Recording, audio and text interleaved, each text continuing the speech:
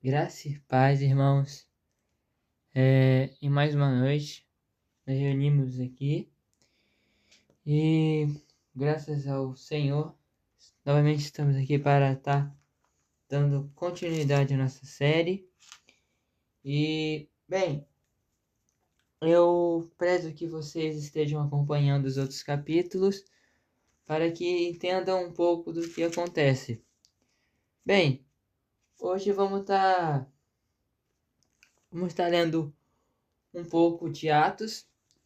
E vamos parar. Não, vamos começar onde paramos. Na verdade, a gente finalizou. Que é sobre a conversão de Cornélio, o plano de Cristo, ou de Deus, sobre os ímpios. E a partir disso, vamos para a continuidade. Então, vamos estar lendo a, a aqui. Bem, para contextualizar, basicamente Cornélio ele recebe o Espírito Santo através de Pedro e outras pessoas também recebem, e essas pessoas não eram tipo judeus, eles eram tipo gentios, eles eram gentios, né? E através disso mostra a explicação de duas coisas que uma coisa eu mencionei no vídeo passado, que eu tinha esquecido, que provavelmente o desejo de Cornélio era ser salvo. E a partir desse desejo, através da fé dele, foi salvo ele e sua família. O que é falado aqui. E a outra é a conversão dos ímpios. Então, vamos estar lendo. A defesa de Pedro. Atos 11. Chegou ao conhecimento dos apóstolos e dos irmãos que estavam na Judéia, que também os gentios haviam recebido a palavra de Deus. Quando Pedro subiu a Jerusalém, os que eram da circuncisão o arguiram, dizendo: Entrastes em casa de homens incircuncisos e comestes com ele. Então Pedro passou a fazer-lhes uma exposição por ordem, dizendo: Eu estava na cidade de Jope, orando, e num êxtase tive uma visão em que observei descer um objeto como se fosse um grande lençol baixo do céu, pelas quatro pontas, e vindo até perto de mim. E fitando para dentro dele os olhos, vi quadrúpedes da terra, feras, répteis e aves do céu. Ouvi também uma voz que me dizia: levante-se, Pedro, mata e come.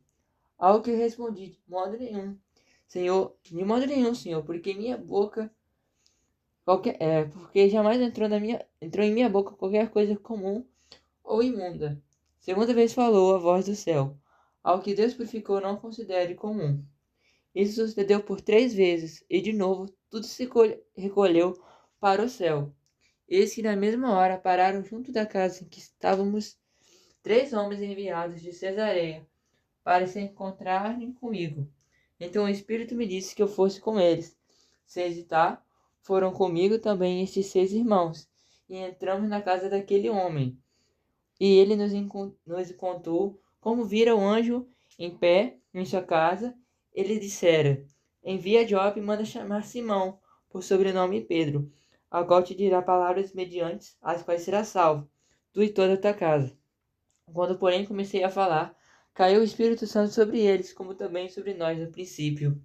Então me lembrei da palavra do Senhor, quando disse: João, na verdade, lembrei da palavra do Senhor, quando disse: João, na verdade, batizou com água, mas vós sereis batizados com o Espírito Santo.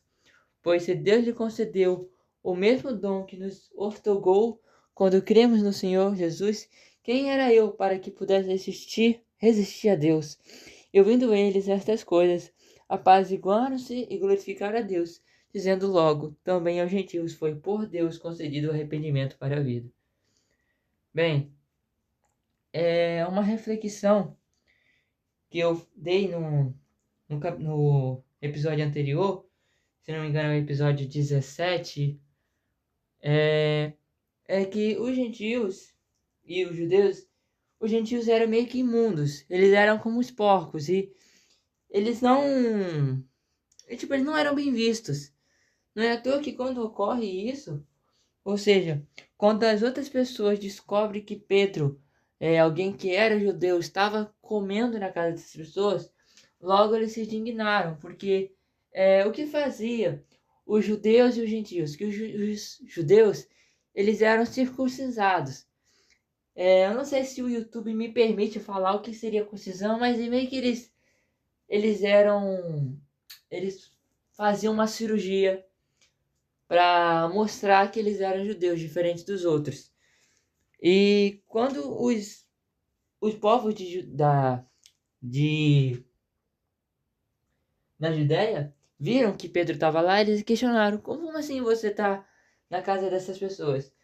E Pedro, já querendo acalmar a confusão, explicou toda a situação que foi lida no negócio anterior. E ele explica exatamente sobre a questão que ele estava lá porque eles acreditaram em Jesus. Porque o Espírito Santo desceu sobre eles. Porque eles creram é, os. Como.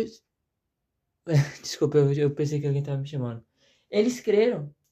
Eles creram como os discípulos creram também. Então, da mesma forma que Jesus recebeu o Espírito Santo, os discípulos receberam o Espírito Santo, aqueles pessoal de Pentecoste que era da Judéia receberam o Espírito Santo,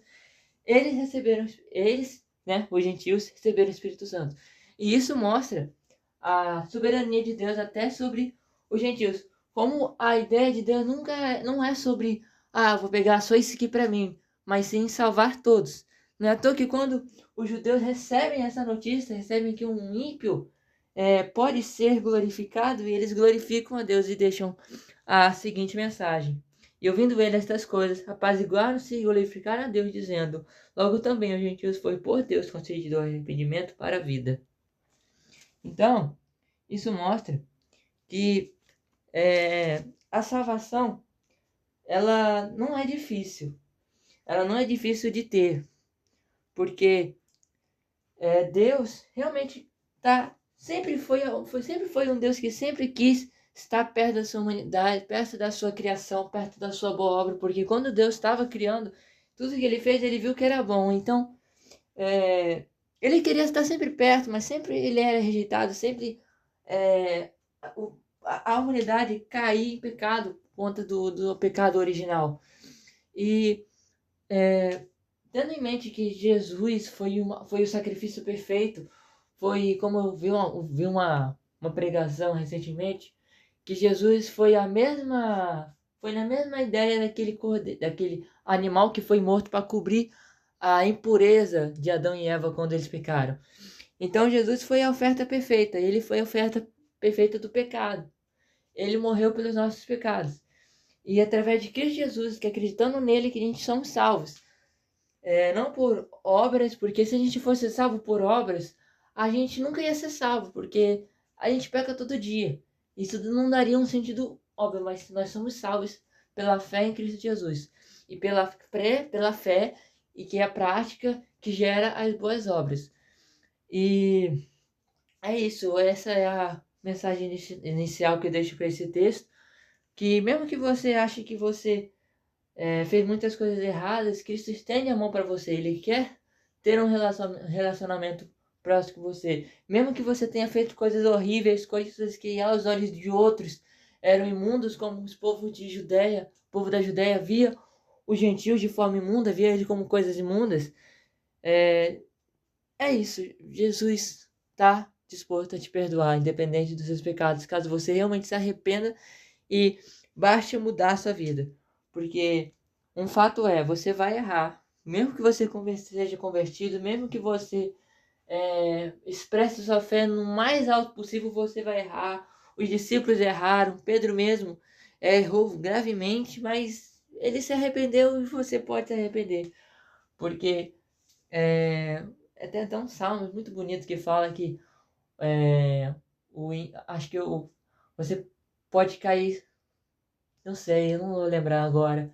Você pode cair 7 vezes, mas sensato volta a jornada, mas o insensato para, algo assim, eu não vou lembrar.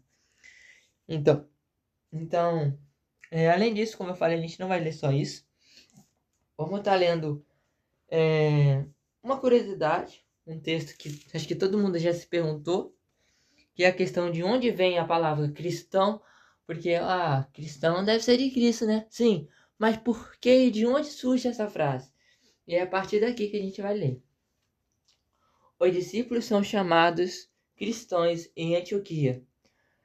Então, os que foram dispersos por causa da tribulação que sobreveio a Estevão se espalharam até a Fenícia, Chipre e Antioquia, não anunciando a ninguém a palavra, senão somente aos judeus. Alguns deles, porém, que eram da Chipre e Cirene e que foram até Antioquia, falavam também aos gregos, anunciando o evangelho do Senhor Jesus.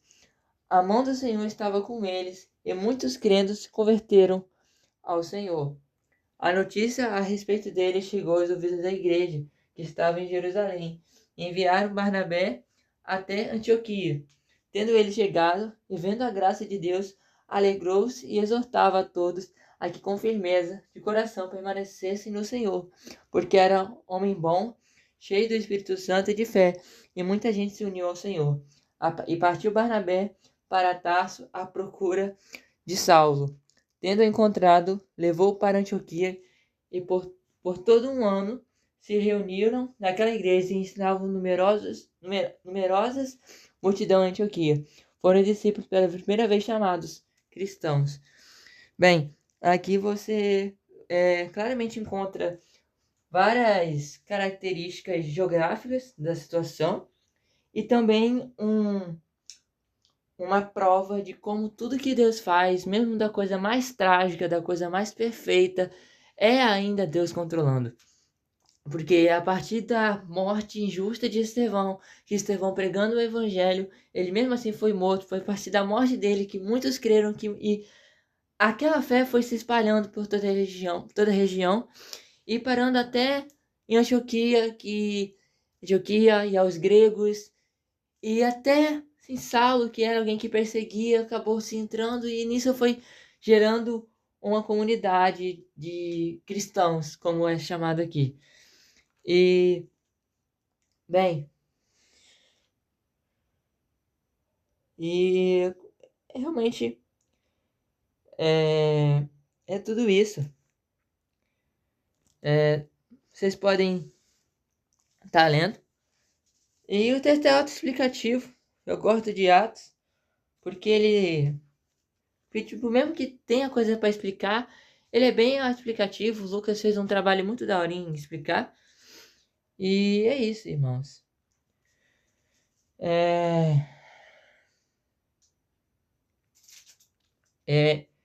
Eu iria ler o resto, mas eu acho que por hoje já tá bom. Eu espero que a mensagem tenha sido dada. E eu peço perdão se minha voz tá meio triste, meio coisa, porque meu dente tá doendo muito. Aí, mas mesmo assim eu não deixo de gravar, porque isso não é desculpa. Eu realmente quero estar postando vídeo quando eu puder, quando eu conseguir. E é isso, irmãos. Se você gostou desse estilo de vídeo mais, sei lá, mais triste, eu só agradeço mesmo. E é isso. Que a graça esteja com todos e que Deus te abençoe vocês todos. Bye, bye.